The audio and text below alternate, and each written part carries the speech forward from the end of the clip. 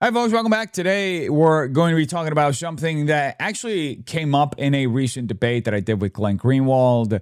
Is Trump beholden to Israel? Does he have a higher allegiance to Israel? In the debate that I did with Glenn Greenwald, Glenn proposed the following claim. He said President Trump is subservient to the Israel lobby. Now, in the video, I actually disagreed with him. This is part of our debate here and the justification that I provided. So here's the thing. I actually do agree with you that Israel does have an outsized influence on our government in general. I think that it's a policy thing that we have to start putting domestic policy ahead of foreign policy. What I don't agree with is your characterization of it as subservient. I think that implies a greater allegiance to a foreign country than what a president actually has. So let me understand. Tell me some of your reasons why you think it goes beyond influence. Sure. So for decades in the United States, in both parties, when they had the White House, the policy of the United States has been that the worst thing that the United States has to overcome in the Middle East, when doing deals in the Middle East, when trying to advance our interests in the Middle East, is the fact that the Palestinians do not have a state. And the only way that the United States can ever improve its position in the Middle East is through a two-state solution. That's why, going back to the first Bush administration, back to the Reagan administration, they were threatening Israel. They were indignant with the Israelis that they were expanding settlements in the West Bank, because that would forever prevent a two-state solution, would mean that we were seen in the Middle East as suppressing the Palestinians. Israel ignored that. They expanded West Bank settlements. When the first Bush administration tried to stop it, Bill Clinton ran in 1992 accusing Bush 41 of being an anti-Semite. And ever since then, when that harsh accusatory framework came down on James Baker and George Bush and Brent Scowcroft as anti-Semites, American presidents, with some exceptions, have been petrified of opposing Israel and the Israel lobby. They can remove members of Congress like no other lobby can. They've proven that repeatedly. And so it's not just that they're our ally and we help them when it's our interest. We help them even when it's contrary to our interests, as we're doing right now with this war. Now, in this specific interaction, I actually pushed back against Glenn and challenged him. I didn't think he provided a specific enough example that Trump was subservient to Israel or had a greater allegiance to Israel, though the historical context he presented is actually very important to take into consideration when having this sort of discussion. That said, I have to admit that I've had somewhat of a change of opinion on this discussion, specifically, primarily as a result of the events that followed relating to the Iran war and Trump's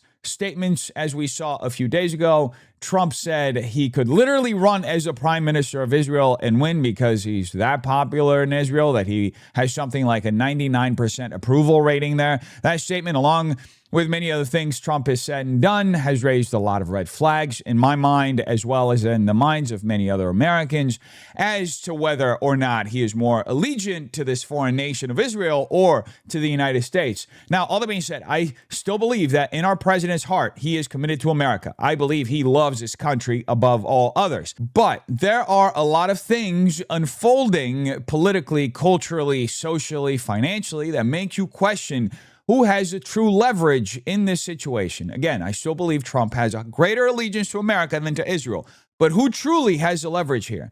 And there have been several clips making the rounds over the last few days that present a very different perspective. Some of them include Netanyahu, while others include Ben Gvir, Israel's Minister of National Security, saying that Israel will not let Trump sign a bad deal with Iran. Now, for some context, from April into May 2026, tensions surrounding Iran, the United States, and Israel escalated dramatically following the kickoff of the Iran war and the growing fear of a much larger regional conflict breaking out as a result. The Trump administration entered negotiations with Iran over a potential ceasefire framework, sanctions relief, nuclear restrictions, and the reopening of the Strait of Hormuz, while at the same time continuing military pressure and signaling that force still remained on the table. I think we all remember a few weeks ago when Trump tweeted out that an entire civilization would die tonight. He tweeted that out. That was a very clear signal of how far he appeared to be willing to go. Now, throughout these entire negotiations, there were growing questions surrounding Israel's influence over this process, especially as Israeli officials like Benjamin Netanyahu and Ben Gvir very publicly pushed back against the possibility of what they viewed as a weak deal with Iran. Here is one of Ben's most recent statements. He's speaking in Hebrew, so you'll see the closed captioning at the bottom. השר בן גביר, האם אתה חושב שהסכם רע לישראל, כמו שטראמפ עלול להביא מול איראן, יפגע גוש הימין בבחירות הקרובות? קודם כל יש דבר, מה שנקרא, שהוא הדבר האמיתי, זה חיי האדם. הסכם רע למדינת ישראל יכול לפגוע בחיי האדם. אני יודע שראש הממשלה נתניהו וכולנו כחברי קבינט, גם קבינט מצומצם, גם קבינט רחב, גם כממשלת ישראל, לא ניתן לדבר הזה לקרות. אבל זה הסכם רע, זה הסכם שיכול לפגוע במדינת ישראל, ואנחנו לא ניתן לדבר הזה לקרות. זה לא יקרה. הסכם רע לא יהיה, לא יכול להיות, משום שבסופו של דבר, ההסכם רע, זה לא קשור לבחירות או לא בחירות. Think about that for a second, folks. We're being pulled into a larger regional conflict because of actions being planned by a foreign nation that could have directly endangered American assets and American personnel. Think about that. This is not in the American interest.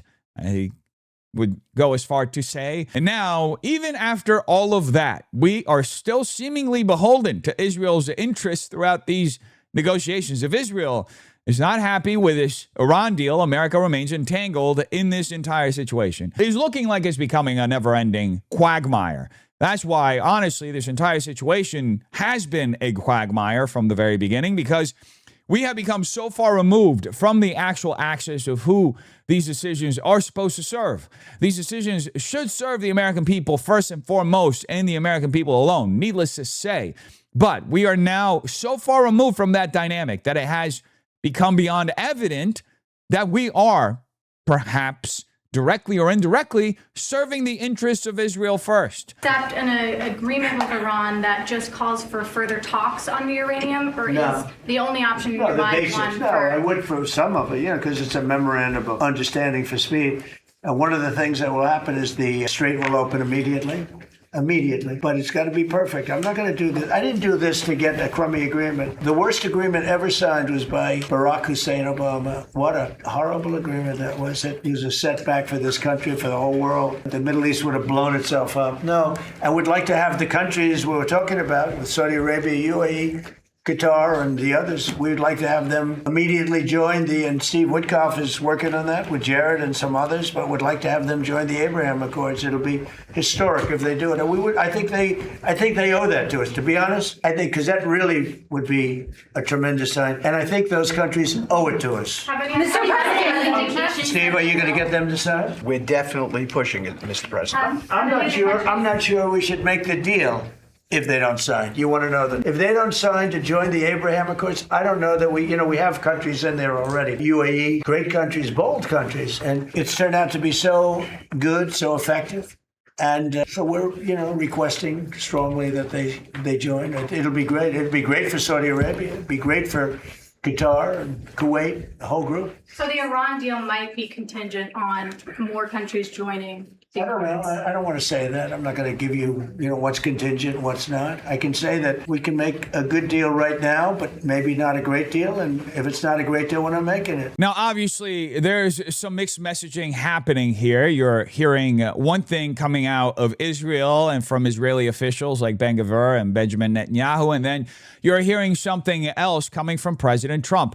You would have to assume that Trump is signaling more toward Americans and what he believes serves American interests, at least publicly. But the truth of where this deal actually stands probably lies somewhere in the middle, because at the time President Trump was making these statements, there was still no finalized deal in place, even though there are updates, which we'll get to in a second. But look, this moment where Trump introduced a stipulation that Saudi Arabia, Qatar, Pakistan, Turkey, Egypt, and Jordan would all need to sign onto the Abraham Accords. The moment that this happened, the entire nature of these negotiations fundamentally changed, because now, instead of this simply being about Iran, regional stability, shipping routes, nuclear concerns, or preventing this from escalating into a much larger war, Trump effectively tied the entire deal to normalization, contingent on normalization between all the Arab states and Israel through the Abraham Accords. And when you really think about it, this still overwhelmingly serves the interests of Israel. It is commercially, geopolitically, and militarily beneficial for Israel far more than it is for any of the other nations that we mentioned. And you can understand why these Arab nations would be extremely hesitant to sign on to such a broad agreement that normalizes relations with a state that has been outwardly very aggressive, especially given Israel's posture and their multiple war crimes in Gaza. Now, that said, for many of these Arab and Muslim nations, especially with everything that they've witnessed happen in Gaza and the political realities inside their own countries, this makes the deal almost impossible to sign. Countries like Saudi Arabia, Qatar, and Pakistan cannot just suddenly normalize relations with a militarily hostile state like Israel without facing massive backlash internally and across the broader Muslim world, which, just like all of us, witnessed what happened in Gaza. And beyond Gaza, by the way, people are still also looking at what's happening with Christians in southern Lebanon, as well as Christians in Armenia, through this Israeli proxy in Azerbaijan and the weapons sales that they've done to Azerbaijan to facilitate what can only be described as an ethnic cleansing in Armenia. And taking all of that into consideration, when you add all of it together, it becomes very clear why many of these Arab nations would be caught completely off guard by Trump's statement. Because the negotiations were originally being framed around Iran and regional stability, not around forcing broader normalization with Israel as part of the agreement. And this, by the way, brings us back to the original question. How exactly do these terms serve the interests of Americans? How does forcing all of these Arab nations into normalization agreements with Israel serve the interests of people living in the United States? I understand how it serves Israel. That part is beyond obvious, but how does it serve Americans? I thought the stated objective here was denuclearizing Iran. Now, all of a sudden, we're talking about restructuring relations across the Middle East around normalization with Israel. So when exactly did the goals around this war change? And in order to get an answer to that question, we really need to look no further than U.S.-born Israeli spy Jonathan Pollard, who became infamous for selling thousands of highly classified U.S. documents to Israel. Some of these documents included critical American military and intelligence secrets, including satellite imagery, radar manuals, and data related to Soviet weapons shipments. These materials were ultimately handed over to Israeli intelligence agents, and Pollard was reportedly paid approximately $50,000 for the information. Notably, Pollard pleaded guilty to espionage in 1986 and received a life sentence. To this day, he remains the only American ever to receive a life sentence for spying on behalf of a U.S. ally. And after serving roughly 30 years in federal prison, he was paroled in 2015 and later permitted to relocate to Israel in 2020, notably under Trump's first administration. Now, with all that being said, Pollard recently made a very interesting admission during a podcast appearance, essentially stating that Israel would eventually have to go to war with Turkey and Egypt after finishing off Iran, Gaza, and Lebanon. This is what Pollard had to say. I'm not so sure that we will have as easy a time with the Turks as we've had with the Iranians. I've been following Turkish military doctrine, and the strongest army in the Middle East. The storm is coming. Yes, of course. And they're a member of NATO. And even worse, they're a member of NATO. So I look at Iran as a problem we absolutely have to finish, and I'll explain what I mean by that. Gaza, same thing, and the Hezbollah. Why? Why am I fixated on this now? Because we have to be prepared for the next war, which will be probably against Turkey and Egypt. Again, the point here is that the goal was never simply defense for Israel. The goal always has appeared to be a move toward expansion. People have spent years discussing the Greater Israel Project, and many of these defenders of Israel, these Zionists, have just been saying these are conspiracy theories, these are anti-Semitic tropes. Yet we are now witnessing very openly rhetoric that sounds remarkably similar coming directly from individuals inside Israel and from people who clearly hold a far greater allegiance to Israel than the United States. And the concerning part is that they are not speaking in terms of ending conflict. They're speaking in terms of expanding it. In fact, shortly after the war in Iran began, there were already statements circulating from figures like Benjamin Netanyahu suggesting that Turkey could eventually become the next major war front. Now, Turkey is not some insignificant country. Turkey possesses one of the largest standing militaries in NATO, a massive domestic defense industry, drone warfare capabilities that have already proven effective in multiple regional conflicts, and strategic control over access points between Europe, the Middle East, and the Black Sea. Unlike smaller regional actors, Turkey would not simply just collapse under pressure. A war involving Turkey would likely trigger a much broader regional escalation involving NATO complications, proxy conflicts, energy disruptions, and massive instability across the Middle East and Eastern Mediterranean. And by the way, Turkey being a member of NATO means that it has a mutual defense treaty with the United States. So who would America choose in that scenario if Israel attacks Turkey? Would we continue defending Israel, who does not have a mutual defense treaty with the United States? In fact, Israel is the only country where we don't have a bilateral defense treaty. Or would America actually go ahead and follow through with its treaty with NATO and defend Turkey? All that being said, Egypt presents a similar issue for Israel. Egypt controls the Suez Canal, has one of the largest militaries in the Arab world, and historically has been one of the most strategically important nations in the region. Any conflict involving Egypt would have enormous geopolitical and economic consequences globally. And this is why people keep bringing up the phrase, from the Euphrates to the Nile, because many have noticed that what is being pursued by Israel is not simply security, but a form of regional dominance and expansion justified through ideology, nationalism, so-called historical claims, and long-term geopolitical strategy. And the concern that the majority of folks have is that this whole situation isn't moving toward peace. No, Israel is actually moving toward constant expansion of conflicts in the region involving more and more nations over time in order to effect its imperialistic ambitions. And when you look at the book of Revelation, this is why so many Christians become deeply unsettled watching these events unfold. Revelation describes escalating wars, regional conflicts in that region, specifically global instability, political deception, economic control systems, mass death, and nations continuously being drawn into larger and larger confrontations before the final culmination of history.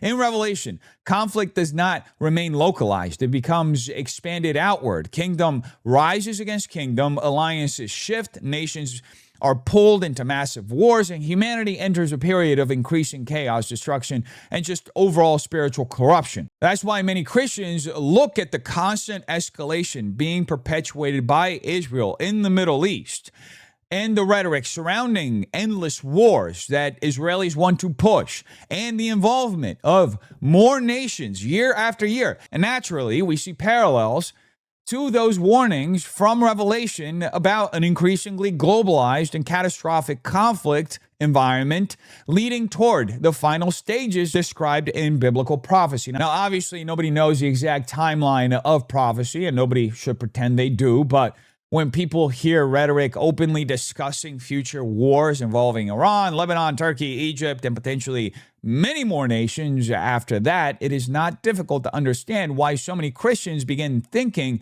about Revelation and the broader warnings surrounding the final escalation of world conflict. I guess we'll all have to wait and see what truly happens. All that being said, in the process of the making of this video, a peace deal appears to be developing. Here is the latest information on this. U.S. officials confirming to Fox News that American and Iranian negotiators have reached a 60-day ceasefire extension, a memorandum of understanding. The question now is whether or not President Trump and Iran's supreme leader, Mustafa Khamenei, will sign off to move this deal forward. As part of the current framework, we are told this would extend the ceasefire and open the Strait of Hormuz. The issue of Iran's nuclear program would be pushed down the road. And already we're starting to see a splinter in the positions, at least announced by Iranian state media and announced by President Trump. You'll remember yesterday during that cabinet meeting, the president said he would not be comfortable with Iran exporting their highly enriched uranium to a third-party country